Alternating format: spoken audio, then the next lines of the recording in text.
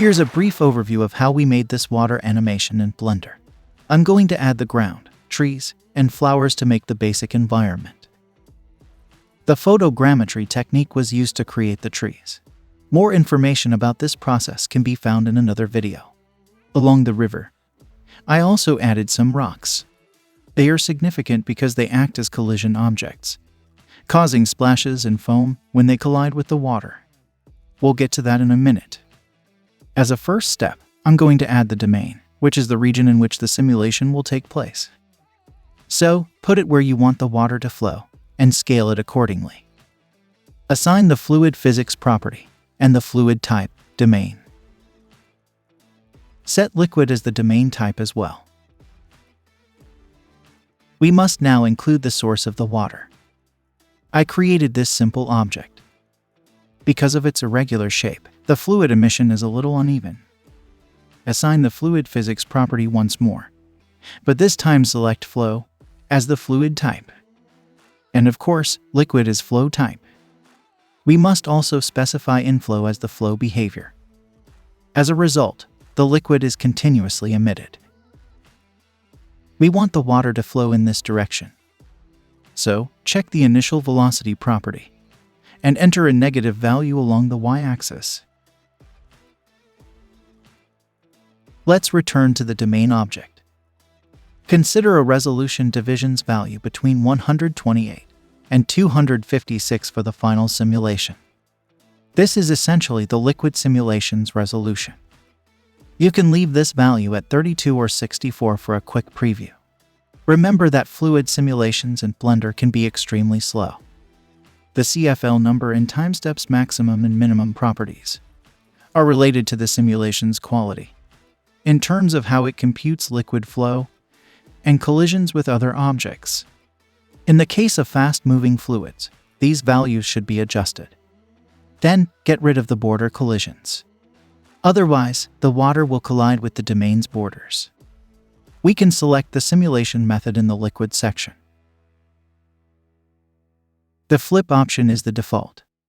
However, I chose the APIC method because it is more stable in a small-scale simulation. The rocks must now be designated as collision objects. Simply select them. Assign the fluid physics property and select effector as the fluid type. Collision must be the effector type. Now we'll bake the fluid particles to get a preview of the liquid flow.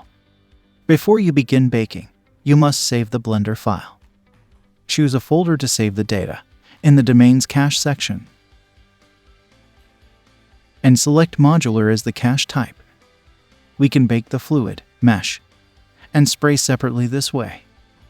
Finally, the fluid particles can be baked. This is the end result. The particles are emitted by the fluid emitter and travel down the river. They also collide with the rocks and vanish when they reach the domain boundaries. We must now create the liquid mesh. Choose the mesh option. If we want to provide more details, we can increase the mesh resolution here. It's also a good idea to mark the use speed vectors property. Because regular motion blur does not affect the liquid particles, we can add some motion blur in post-production. And this is a preview of the mesh simulation.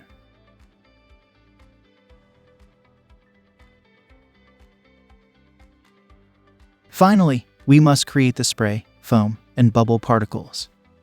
However, I only activated the spray and foam. The bubbles took too long to compute and are less visible. Create a simple icosphere for the particles mesh and assign it to the appropriate particle system.